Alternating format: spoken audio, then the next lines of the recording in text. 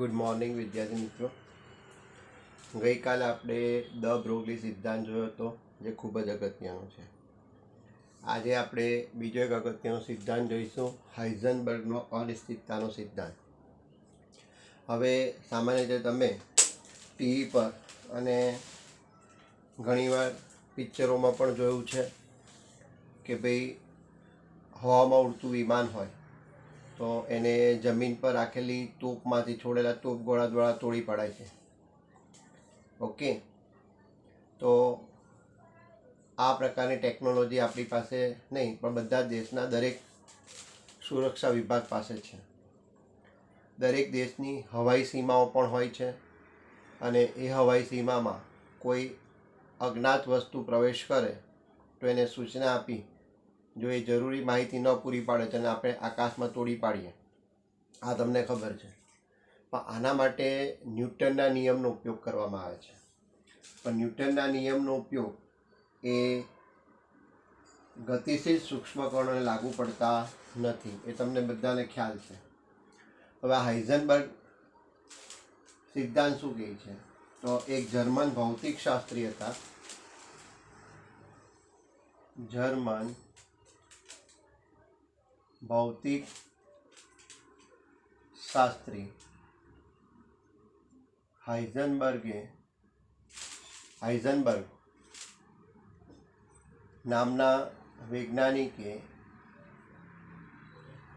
એક સિદ્ધાંત આપ્યો, જેને હાઇઝનબર્ગનો અનિશ્ચિતતાનો સિદ્ધાંત કહેવાય. આ સિદ્ધાંત શું કહે છે? તો એવું કહે છે કે અવકાશમાં ગતિ કરતા સૂક્ષ્મ કણનું સ્થાન અને વેગમાન એક સાથે ચોકસાઈપૂર્વક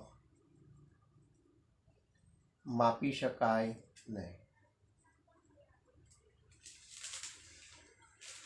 કોઈ ગતિશીલ કણ હોય અવકાશમાં અને એ પણ સૂક્ષ્મ કણ હોય તો એનું સ્થાન અને વેગમાન એક સાથે માપી નહીં શકાય. બરાબર? એટલે હવે આપણે ઇલેક્ટ્રોનની વાત કરીએ કે અવકાશમાં ગતિ કરતા કોઈ પણ સૂક્ષ્મ કણની વાત કરીએ, તમે એનું સ્થાન અને વેગમાન એક સાથે ચોકસાઈપૂર્વક માપી શકો નહીં. બરાબર? હવે તમે અહીંયા અવકાશની જગ્યા પર ઇલેક્ટ્રોન લખી દો તો ગતિ કરતા સૂક્ષ્મ કણ એટલે ઇલેક્ટ્રોનનું સ્થાન અને વેગમાન એક સાથે ચોકસાઈપૂર્વક માપી શકાય નહીં. હવે આવું કેમ? તો આપણે એની વાત કરીએ. માની લો કે ભાઈ આ એક ઇલેક્ટ્રોન છે, આ જે ટપકું કરી રહ્યું ઇલેક્ટ્રોન છે. હવે આ ઇલેક્ટ્રોનનું સ્થાન નક્કી કરવા માટે તમે ઇલેક્ટ્રોન માઇક્રોસ્કોપનો ઉપયોગ કરો એટલે આના ઉપર પ્રકાશનો પુંજ પડશે, એટલે કે પ્રકાશનું કિરણ પડશે. એટલે આ શું કરશે? તો ચોક્કસ તરંગ લંબાઈવાળા વિકિરણનું શોષણ કરશે. Okay, clear? આ નહીં સમજ પડે તો આપણે સાદી ભાષામાં કહીએ તો ભાઈ રડાર પદ્ધતિ. તો દરેક દેશ પાસે રડાર પદ્ધતિ તો છે જ. એટલે રડાર દ્વારા એની હવાઈ સીમામાં પ્રવેશતી કોઈ પણ અજ્ઞાત વસ્તુ એ કઈ છે એ જાણી શકાય. આજની તારીખમાં દરેક દેશ પાસે એટલી ટેકનોલોજી છે કે એની હવાઈ સીમામાં કોઈ વિમાન કે એવી અજ્ઞાત વસ્તુ દાખલ થાય તો એમાં કેટલા વ્યક્તિ બેઠા છે, 5 મિનિટ પછી એ વિમાન કે હેલિકોપ્ટર ક્યાં હશે એ પણ જાણી શકાય છે. તો હવે આપણે એવું માની લઈએ કે ચાલો આ એક કણ છે. હવે આ કણનું સ્થાન માપવા માટે આપણે લેમ્બડા તરંગ લંબાઈવાળા વિકિરણનો ઉપયોગ કરીએ. ઓકે, હવે અથડાશે અને ફરી પાછું આવશે. ઓકે, એટલે એનું સ્થાન ક્યાં છે માપી શકાય. હવે પ્રેક્ટિકલી સ્થાપિત થયું છે કે જો લેમ્બડા તરંગ લંબાઈવાળા વિકિરણનો ઉપયોગ કરવામાં આવે તો આના સ્થાનના માપનમાં પ્લસ ઓર માઇનસ લેમ્બડા જેટલી અનિશ્ચિતતા આવે. કેટલી આવે? પ્લસ ઓર માઇનસ લેમ્બડા જેટલી અનિશ્ચિતતા આવે. એટલે એના સ્થાનમાં માપનમાં રહેલી અનિશ્ચિતતા આપણે ઓછી કરવી હોય તો શું કરવું પડે? તરંગ લંબાઈ ઓછી કરવી પડે, એટલે નાની કરવી પડે. હવે તમે તરંગ લંબાઈ નાની કરવા જાઓ તો પાછો એક પ્રોબ્લેમ છે. શું પ્રોબ્લેમ છે? તો આપણને દ્રવ્ય તરંગ સમીકરણ ખબર છે, લેમ્બડા ઇક્વલ ટુ h/p. એટલે કે લેમ્બડા અને તરંગ લંબાઈ અને વેગમાન વચ્ચે કેવો સંબંધ છે? વ્યસ્તનો. એટલે જો તમે તરંગ લંબાઈ ઓછી કરી દો તો વેગમાન વધી જાય. અને આવું ઊંચું વેગમાનવાળો ફોટોન જ્યારે આની સાથે અથડાશે ત્યારે આની ગતિમાં ખૂબ એકાએક વધારો થઈ જાય. એટલે તમે એક બાજુ જો સ્થાનમાં રહેલી અનિશ્ચિતતા ઘટાડવા જાઓ તો બીજી બાજુ વેગમાનમાં રહેલી અનિશ્ચિતતા વધી જાય. કંઈ ખ્યાલ આવ્યો? હું પાછું રિપીટ કરું છું. આ એક અવકાશમાં રહેલું સૂક્ષ્મ કણ છે. તેનું સ્થાન માપવા માટે લેમ્બડા તરંગ લંબાઈમાં વિકિરણનો તમે ઉપયોગ કરો તો આના સ્થાનના માપનમાં કેટલી અનિશ્ચિતતા આવે? તો પ્લસ ઓર માઇનસ લેમ્બડા જેટલી અનિશ્ચિતતા આવે. ઓકે, એટલે તમે જેટલી તરંગ લંબાઈવાળા વિકિરણ ઉપયોગ કર્યો હશે એટલી એના સ્થાનના મૂલ્યમાં અનિશ્ચિતતા આવશે. ક્લિયર? હવે તમે આ સ્થાનમાં રહેલી અનિશ્ચિતતા ઘટાડવા જાઓ તેના માટે શું કરવું પડે? ઉપયોગમાં લીધેલી તરંગ લંબાઈનું મૂલ્ય ઓછું કરવું પડે તો સ્થાન ચોકસાઈપૂર્વક માપી શકાય, એટલે અનિશ્ચિતતામાં ઘટાડો કરી શકાય. પણ તરંગ લંબાઈ નાની કરવા જાઓ તો એક પ્રોબ્લેમ છે કે લેમ્બડા અને વેગમાન વચ્ચે વ્યસ્તનો સંબંધ છે. તો હવે તરંગ લંબાઈ નાની કરવા ગયા તો વેગમાન વધી ગયું અને આવું ઊંચું વેગમાનવાળો ફોટોન જ્યારે આની સાથે અથડાય ત્યારે આ સૂક્ષ્મકણની ગતિમાં ખૂબ એકાએક વધારો થઈ જાય. એટલે તમે સ્થાનમાં રહેલી અનિશ્ચિતતા ઘટાડવા ગયા તો વેગમાનમાં રહેલી અનિશ્ચિતતા વધી જાય. અને એટલા માટે હાઇઝનબર્ગે એવું કહ્યું કે અવકાશમાં ગતિ કરતા સૂક્ષ્મકણનું સ્થાન અને વેગમાન એક સાથે ચોકસાઈપૂર્વક માપી શકાય નહીં. આટલું સમજ પડી ગઈ? તો આને આપણે શબ્દોમાં ઉતારીને આપીએ. મિત્રો યાદ રાખજો, હવે આ વસ્તુ જે પ્રેઝન્ટેશન છે બરાબર છે એ આપણી બુકમાં નથી, બરાબર છે? તો ધ્યાન રાખીએ. અવકાશમાં રહેલ કણનું સ્થાન માપવા જો લેમ્બડા તરંગ લંબાઈવાળા વિકિરણનો ઉપયોગ કરવામાં આવે તો તેના સ્થાનના માપનમાં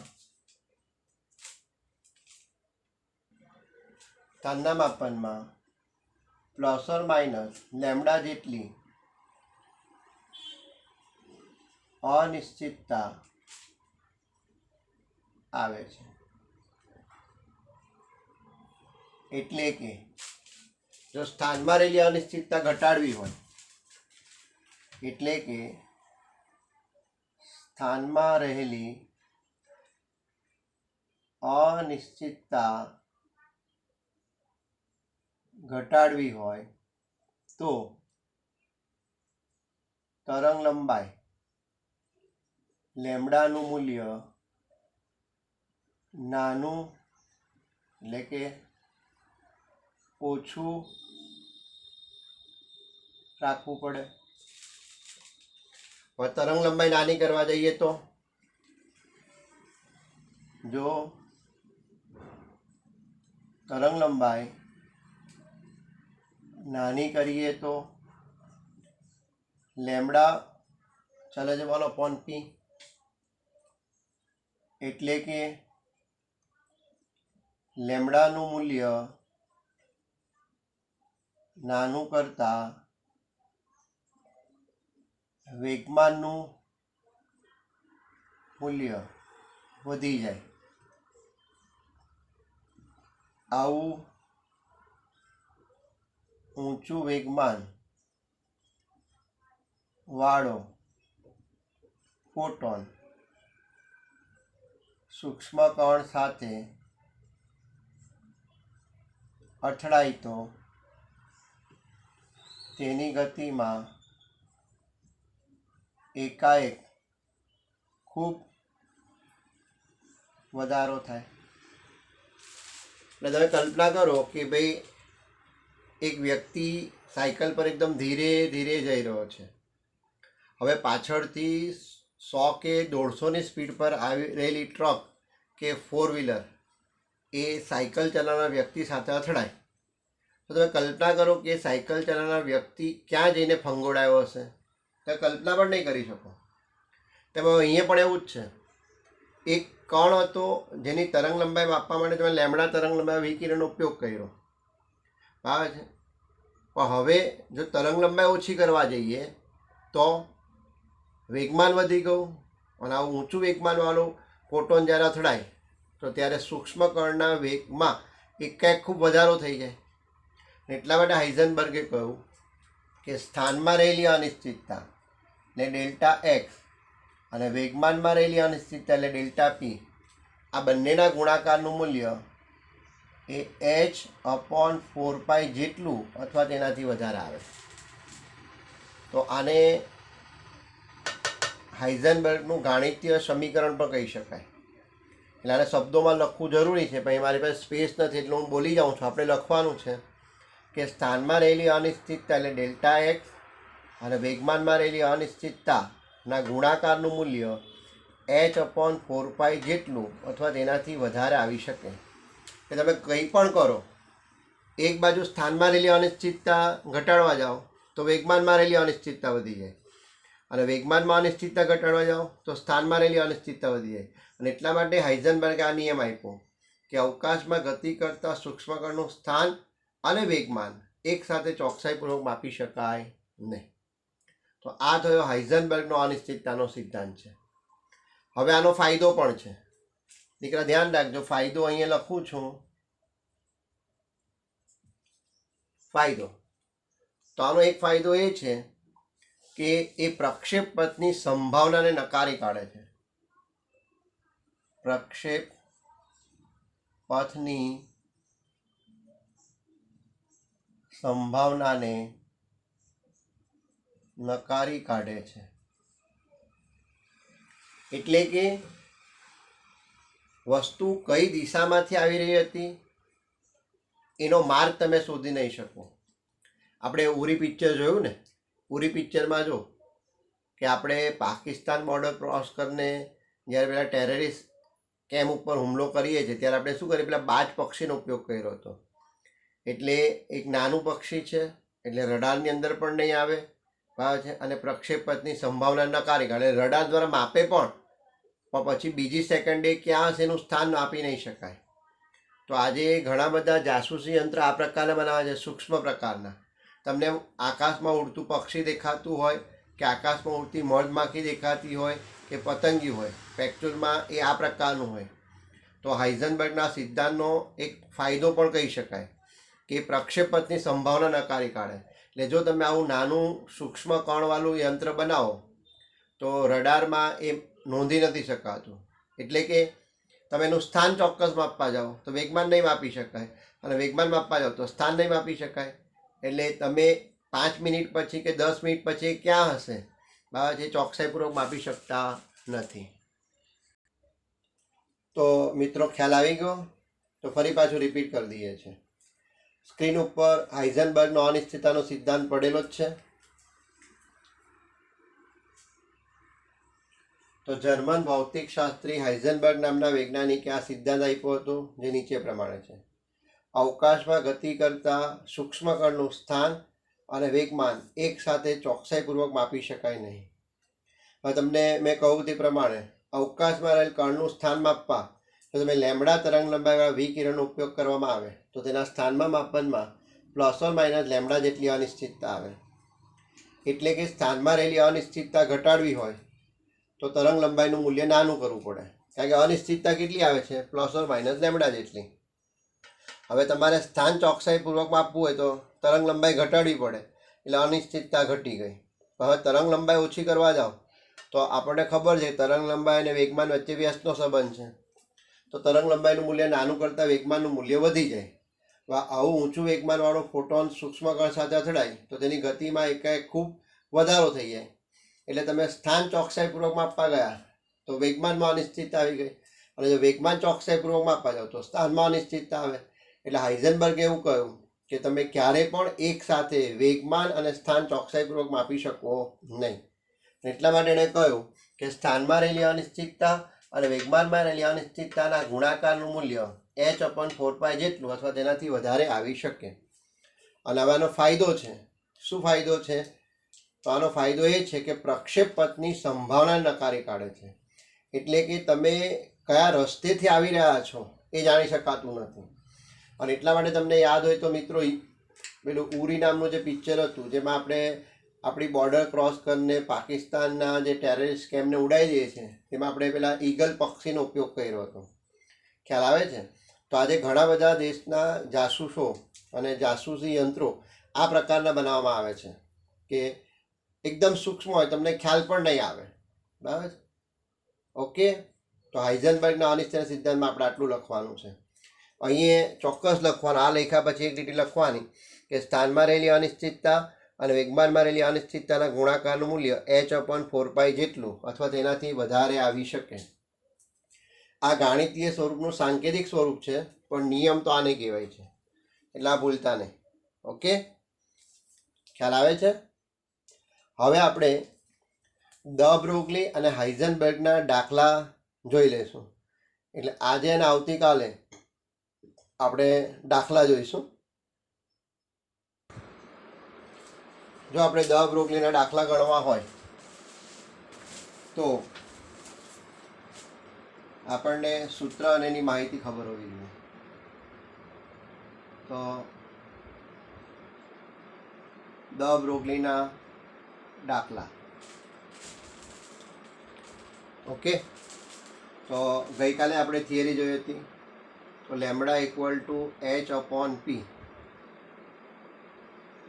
h/p. લેમ્બડા એટલે તરંગ લંબાઈ, h એટલે પ્લાન્ક અચળાંક, p એટલે ફોટોનનું વેગમાન. p equal to mv. આ કિંમત નવા મૂકીએ તો lambda equal to h/mv. Okay, હવે અહીંયા બધી કિંમત તમારે ક્યાં સીજીએસમાં લેવો તો સીજીએસમાં અને એમકેએસમાં લેવો તો એમકેએસમાં. એટલે તમને અહીંયા કેટલાક મૂલ્યો તમારે યાદ રાખવા પડશે. દાખલા તરીકે h. hની કિંમત 6.626 ગુણ્યા 10⁻34 જૂલ ઇન્ટુ સેકન્ડ. બરાબર છે? આ એમકેએસમાં. અને સીજીએસમાં લેવું હોય તો 6.626 ગુણ્યા 10⁻27 અર્ગ ઇન્ટુ સેકન્ડ. આવું કેમ? તો 1 જૂલ બરાબર 10⁻7 અર્ગ થાય. આ પણ તમને ખબર હોવી જોઈએ. આ વી એટલે વેગ, સામાન્ય રીતે મીટર પર સેકન્ડમાં લેવાનો છે. બરાબર છે? તો ધ્યાનમાં રાખવું. ત્યારબાદ દળ આપ્યું હોય તો ઠીક છે, ન આપ્યું હોય તો આપણે ઇલેક્ટ્રોનનું દળ લેવાનું. શું લેવાનું? ઇલેક્ટ્રોનનું દળ. 9.109 ગુણ્યા 10⁻31 કિલોગ્રામ. આ 31 છે. અને ગ્રામમાં લેવું તો 9.109 ગુણ્યા 10⁻28 ગ્રામ. એટલે સીજીએસ લેવું તો સીજીએસ અને એમકેએસ લેવું તો એમકેએસ. આટલું તમને ખાસ ધ્યાન હોવું જોઈએ. એટલે હવે આપણી પાસે કેટલા પદ છે? તો લેમ્બડા, h, m અને v. તો હવે પ્લાન્ક અચળાંકની કિંમત આપી હોય કે ના આપી હોય આપણે લેવાની. એટલે બાકી કેટલી રહી ગઈ? 3 વસ્તુ. એટલે તમને લેમ્બડા શોધવાનું પૂછી શકાય, તમને દળ શોધવાનું પૂછી શકાય, તમને વેગ શોધવાનું પૂછી શકાય. તો હવે આપણે એક ઉદાહરણનો દાખલો લઈ લઈએ. ઉદાહરણનો 12મો દાખલો લઈ લઈએ છીએ. ઉદાહરણનો 12મો દાખલો પેજ નંબર 46 પર છે. મિત્રો, દ બ્રોગલી અને હાઇઝનબર્ગ સિદ્ધાંત ન પૂછાય તેમાંથી દાખલા પૂછાય છે. એટલે આપણને આવડતું હોય એ ખૂબ જ જરૂરી છે. ઓકે, ખ્યાલ આવે છે? ખબર પડે છે ને? ચાલો, હવે 12મા દાખલાની રકમ વાંચું છું. 0.1 કિલોગ્રામ દળ ધરાવતો દડો જેનો વેગ 10 મીટર પર સેકન્ડ છે, તો તેની તરંગ લંબાઈ ગણો. તો સૌથી પહેલાં તો તમને રકમમાં શું આપ્યું એ ખબર હોવી જોઈએ. તો તમને દળ આપ્યું છે, જોઈ લો. કેટલું? 0.1 kg. અને એનો વેગ આપ્યો છે, એટલે v આપ્યું છે 10 મીટર પર સેકન્ડ. તો જો એનો એકમ કયા છે બધા એમકેએસ એકમમાં છે. હવે તમારે શોધવાનું શું છે તરંગ લંબાઈ એટલે લેમડા. તો આપેલી માહિતી પરથી તરત તમને ખ્યાલ આવી ગયો છે. આજે ને અને હું તો જ્યારે પણ દાખલા ગણાવું તો કેવું સેક્શન વાઇઝ ગણાવું છું. મેં તમને પહેલાં જ કહી દીધું કે દ બ્રોગલીનો દાખલો ગણીએ છીએ બરાબર. એટલે આ તમામ માહિતી આપી દીધી અને હવે દ બ્રોગલીનો દાખલો ચાલે છે. પણ જ્યારે એક્ઝામમાં તમે ગણતા હોય ત્યારે રકમ પરથી તમારે નક્કી કરવાનું છે. આવી રકમ વાંચો, માહિતી જોઈને ફટ ખ્યાલ આવી જોઈએ. એટલે આપણે લખવું પડશે અહીંયા કે દ બ્રોગલીના સિદ્ધાંત પ્રમાણે lambda equal to H by M V. હવે તરંગ લંબાઈ શોધવાની છે તો શું જોઈએ? એચ પ્લાન્ક અચળાંક જે આપણે લઈશું, એમ આપેલું છે, વી આપેલું છે, બધું એમકેએસ એકમમાં છે. તો આપણે એચની કિંમત શું લઈશું? તો એચની કિંમત 6.626 ગુણ્યા 10⁻34 જૂલ ઇન્ટુ સેકન્ડ. અહીંયા કહી હતી આ દેખાય છે, જૂલ ઇન્ટુ સેકન્ડમાં લઈ લેશું. તો બધી કિંમત મૂકી દઈએ. તો 6.626 ગુણ્યા 10⁻34, ઇલેક્ટ્રોનનું દળ 0.1, વેગ 10. હવે અહીંયા તમે જો આ 0.1 છે બરાબર છે, એટલે 1/10, 10/10 એટલે અંશમાં, એટલે 6.626 અને 10⁻34. આ 1/10 છે આમ, અને આ 10 છે. તો આ 10 ક્યાં જશે? ઉપર જશે. એટલે 6.626 ગુણ્યા 10 ગુણ્યા 10⁻34 ના છેદમાં 10, 10 કેન્સલ. એટલે તમારો જવાબ આવી ગયો 6.626 ગુણ્યા 10⁻34. શામાં આવ્યો? તો ભાઈ મીટરમાં આવ્યો, કારણ કે કયો એકમ ચાલે છે? એમકેએસ. તો 6.626 ગુણ્યા 10⁻34 મીટર. આ પતી ગયો તમારો આનો મસ્તો દાખલો. જોઈ લો. આમાં શું નહીં આવડે એવું છે? તો દ બ્રોગલીના દાખલા ગણવા હોય તો તમને આટલી વસ્તુનું ખાસ ભાન હોવું જોઈએ કે ભાઈ બે સૂત્ર છે, lambda equal to H by P અને lambda equal to H by M P. બરાબર. આપણી પાસે કેટલા પદ આવશે? 4 પદ આવશે. તેમાં એચ તો ક્યારે શોધવાનો લગભગ નહીં આવે, એટલે બાકી કેટલા રહી ગયા? 3. તો 3માંથી 2 માહિતી આપીએ તો એક શોધવાનું. અત્યારે તરંગ લંબાઈ શોધવાની છે, કાંટોની દળ પણ શોધવાના અને વી પણ. એટલું યાદ રાખવાનું કે જો બધા મૂલ્ય સીજીએસમાં લો તો બધા મૂલ્ય સીજીએસમાં, બધા મૂલ્ય એમકેએસમાં લો તો બધા મૂલ્ય એમકેએસમાં. ઓકે. હવે વી એટલે વેગ છે, અને તમને ખ્યાલ છે કે પ્રકાશની ગતિ બરાબર છે એ પણ વેગ જ બતાવે છે. એટલે જો તમને કોઈ વાર વીનું મૂલ્ય ના આપ્યું હોય અને ડાયરેક્ટ જ ગણવા કીધું હોય તો પ્રકાશની ગતિ એટલે સીની કિંમત લઈ લેવાની 3 × 10⁸ મીટર પર સેકન્ડ. ઓકે, ખ્યાલ આવી ગયો. અને સેન્ટીમીટર પર સેકન્ડમાં લેવું હોય બસ તો 10⁻10 કરી દેવાના. ક્લિયર? તો 3 × 10⁻10 સેન્ટીમીટર પર સેકન્ડ. એટલે તમારે દાખલો ગણતી વખતે એટલી જ કાળજી રાખવાની છે કે બધા મૂલ્ય સીજીએસ તો સીજીએસ, એમકેએસ તો એમકેએસમાં. ક્લિયર? સમજાય છે? ચાલો હવે બીજો દાખલો ગણીએ. હવે આપણે ઉદાહરણનો 13મો દાખલો જોઈ લઈએ. ઉદાહરણનો 13મો દાખલો હું રકમ વાંચું છું, સાંભળજો. ઇલેક્ટ્રોનનું દળ 9.1 ગુણ્યા 10⁻31 કિલોગ્રામ છે. જો તેની ગતિ ઉર્જા 3.0 × 10⁻25 જૂલ હોય તો તરંગ લંબાઈ ગણો. તો રકમમાં શું આપ્યું જો? તો ઇલેક્ટ્રોનનું દળ આપ્યું છે, એટલે અહીંયા હું ઈ કરી દઉં છું. બસ કેટલું છે? તો 9.1 ગુણ્યા 10⁻31 કિલોગ્રામ છે, એટલે એમકેએસ એકમ ચાલે છે. અને ગતિ ઉર્જા આપી છે. ગતિ ઉર્જા, તો ગતિ ઉર્જાની કિંમત આપી છે 3.0 × 10⁻25 જૂલ. હવે તમને તરંગ લંબાઈ શોધવા માટે કીધી છે. હવે તમે કઈ રીતે કામ કરશો? તો આપણે હવે ઊંધું વિચારીએ પહેલાં કે આપણી પાસે લેમડા શોધવું હોય તો આપણે એચ બાય પી, પી જેવું તો કાંઈ આપ્યું નથી એટલે આપણે વિચારીએ એમ બી. બરાબર છે. તો હવે દળ આપેલું છે પણ વી નથી. જો વી આવી જાય તો આપણું કામ થઈ જાય. તો હવે આપણે જાણીએ છીએ કે ગતિ ઉર્જા બરાબર શું થાય? તો 1/2 mv². ઓકે. તો હવે ગતિ ઉર્જાના આ સૂત્રની મદદથી આપણે આપણું કામ કરી શકીએ. ગતિ ઉર્જા આપેલી છે બરાબર, તો v² ને સૂત્ર કરતાં બનાવી દઈએ.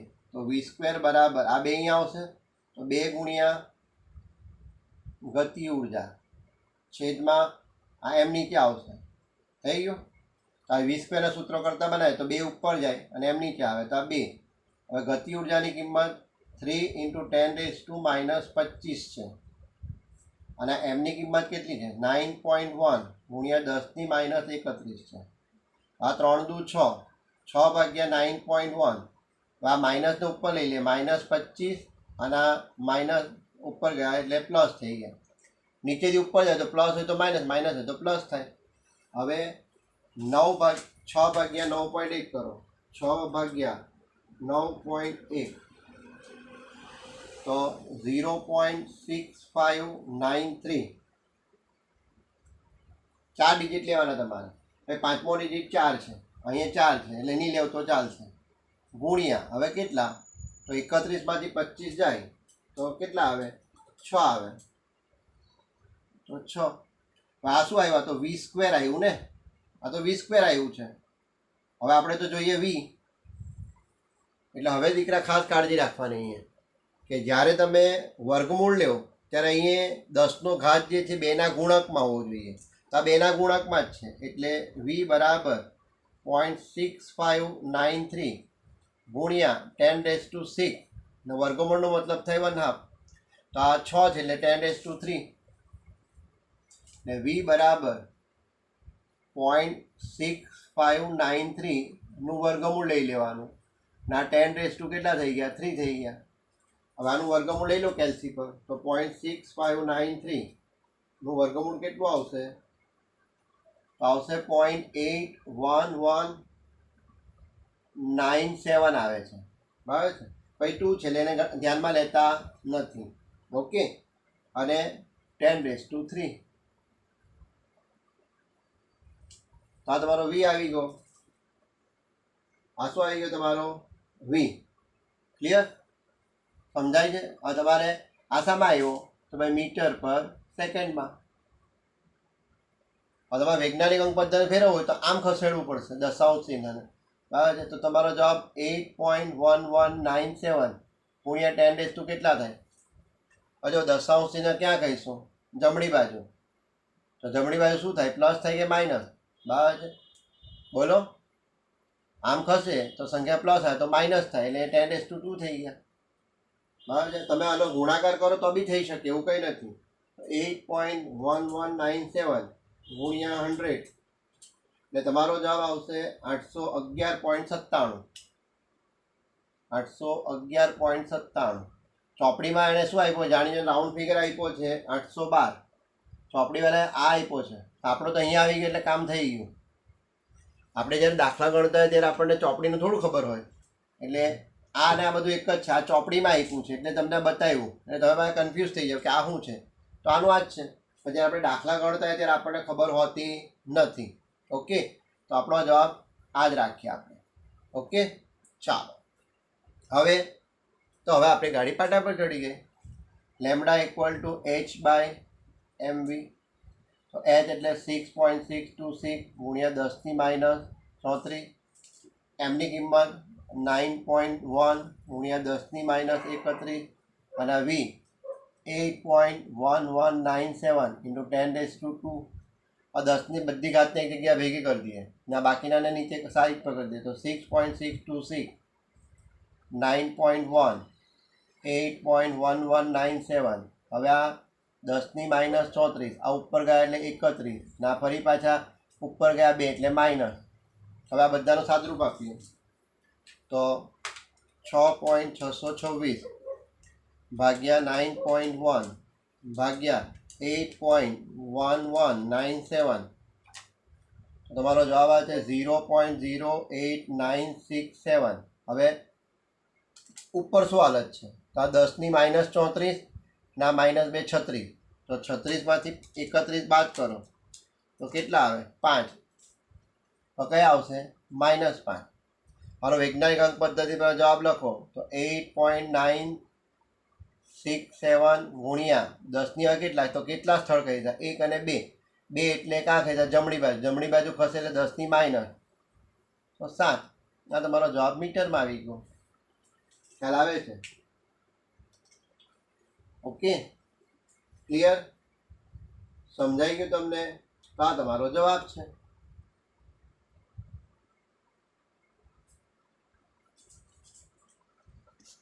હવે તમારે આ જવાબ નેનોમીટરમાં જોઈતો હોય તો આપણને ખબર છે 1 નેનોમીટર 10⁻9. તો આ દશાંશને બે સ્થળ ખસાડો તો 8, પછી અહીંયા 96.7, 10⁻9 મીટર. તો 10⁻9 મીટર એટલે 1 નેનોમીટર. તો તમારો જવાબ નેનોમીટરમાં પણ આવી જાય. તો તમને આ ખબર હોય છે બધા એકમ. તમને એકમનું ફિઝિક્સમાં પણ જરૂર પડશે ને એ પણ જરૂર પડે છે. હું બોલી જાઉં છું, સાંભળી લેજો. અને આજે એક તમને ફોટોગ્રાફ મોકલીશ સૂત્રનું, એ પણ તમારે 2 વાર લખવાનું રહેશે. તો 1 એંગસ્ટ્રોમ બરાબર 10⁻10 મીટર એ 10⁻8 સેન્ટીમીટર. 1 નેનોમીટર 10⁻9 મીટર તો 10⁻7 સેન્ટીમીટર. 1 માઇક્રોમીટર એ 10⁻6 મીટર તો 10⁻4 સેન્ટીમીટર. 1 પિકોમીટરમાં 10⁻12 મીટર તો 10⁻10 સેન્ટીમીટર. ઓકે, તો આ તમારે યાદ રાખવું પડશે. હવે આવા જ બીજા દાખલા હું તમને આજે હોમવર્કમાં મોકલી આપીશ, બરાબર છે? તો તમારે ચોપડીના બાકી રહેલા દ બ્રોગલીના દાખલા અને આવા જ જેવા બીજા એક્સ્ટ્રા દાખલાની પ્રેક્ટિસ કરવાની છે. અને તમારે મને આ દાખલા લખીને મોકલવાના છે. ઓકે, ચાલો, થેન્ક યુ સો મચ. જય હિન્દ, જય ભારત.